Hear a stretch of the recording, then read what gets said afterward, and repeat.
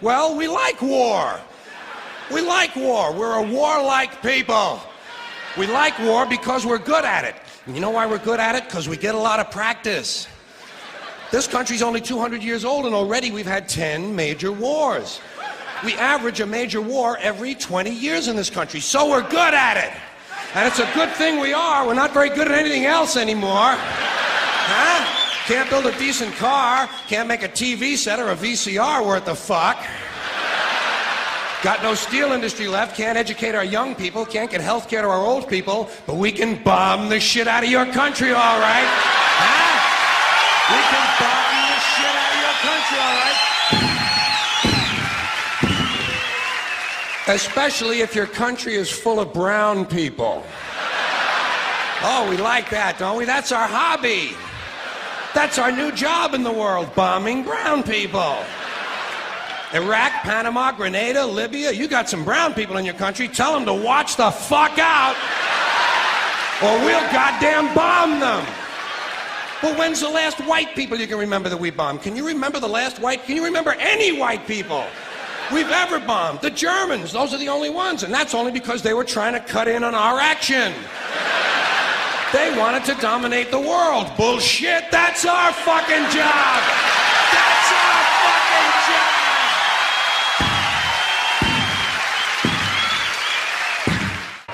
Think of how we started. Think of that. This country was founded by a group of slave owners who told us all men are created equal.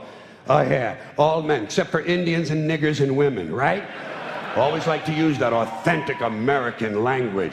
This was a small group of unelected white male land-holding slave owners who also suggested their class be the only one allowed to vote. Now that is what's known as being stunningly and embarrassingly full of shit. And I think Americans really show their ignorance when they say they want their politicians to be honest. What are these fucking cretins talking about? If honesty were suddenly introduced into American life, the whole system would collapse. No one would know what to do. Honesty would fuck this country up. And I think deep down Americans know that. That's why they elected and re-elected Bill Clinton. That's why.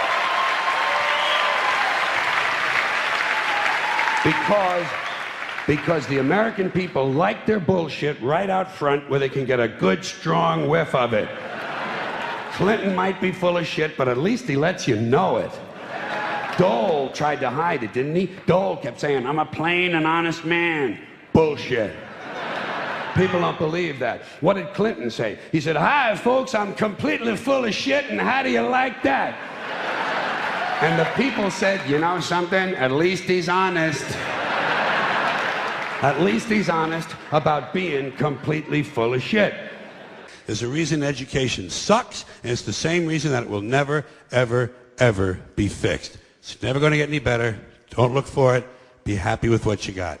Because the owners of this country don't want that. I'm talking about the real owners now. The real owners, the big wealthy business interests that control things and make all the important decisions.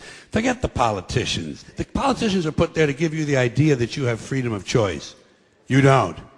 You have no choice. You have owners. They own you. They own everything. They own all the important land. They own and control the corporations. They've long since bought and paid for the Senate, the Congress, the state houses, the city halls. They got the judges in their back pockets. And they own all the big media companies, so they control just about all of the news and information you get to hear. They got you by the balls. They spend billions of dollars every year lobbying to get what they want. Well, we know what they want. They want more for themselves and less for everybody else. But I'll tell you what they don't want. They don't want a population of citizens capable of critical thinking. They don't want well-informed, well-educated people capable of critical thinking. They're not interested in that. That doesn't help them. That's against their interest. That's right. I got this real moron thing I do. It's called thinking. And I'm not a very good American because I like to form my own opinions. I don't just roll over when I'm told to. Sad to say, most Americans just roll over on command. Not me. I have certain rules I live by. My first rule, I don't believe anything the government tells me. Nothing. Zero. Nope. Then you have the media, not just the news media, let's include them all. The media are almost literally exploding with bullshit because they're located right at the crossroads of all the other bullshit. The media are made up of equal parts advertising, politics, business, public relations, and show business. These people are sitting right at bullshit junction. There's enough bullshit in the media for Texas to open a branch office. And you still have enough left over to start 2 law firms and a Christian bookstore. Because this whole country has a manhood problem. Big manhood problem in the USA. You can tell from the language we use. Language always gives you away. What did we do wrong in Vietnam? We pulled out. Not a very manly thing to do, is it? When you're fucking people, you gotta stay in there and fuck them good. Fuck them all the way. Fuck them till the end. Fuck them to death. Fuck them to death. Fuck them to death. Stay in there and keep fucking them until they're all dead. We left a few women and children alive in Vietnam, and we haven't felt good about ourselves since. That's why in the Persian Gulf, George Bush had to say, "This will not be another Vietnam." He actually used these words. He said, "This time we're going all the way." Imagine an American president using the sexual slang of a 13-year-old to describe his foreign policy. If you want to know what happened in the Persian Gulf, just remember the names of the 2 men who were running that war. Dick Cheney and Colin Powell. Somebody got fucked in the ass. You know, if I had to say to you, what is the answer? I would say massive bloodshed. I really would. I don't really, honestly, deep down believe in political action. I think the system contracts and expands as it wants to. It accommodates these changes. I think the civil rights movement was an accommodation on the part of those who own the country.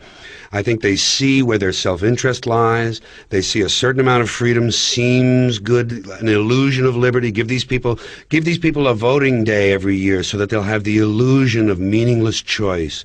Meaningless choice that we go like slaves and say, "Oh, I voted." The limits of debate in this country are established before the debate even begins, and everyone else is marginalized. They're made to seem either to be communists or some sort of disloyal person, a kook, there's a word, and now it's conspiracy. Say they've made that something that should not be even entertained for a minute, that powerful people might get together and have a plan. Doesn't happen. You're a kook. You're a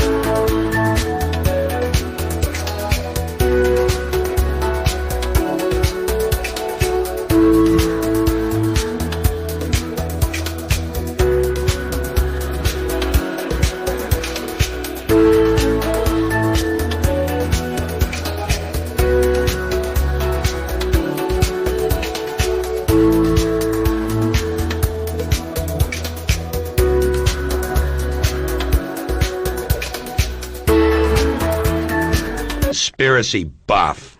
So, the only way you cure that, death, bloodshed. I don't advocate it, but I see that it's really the only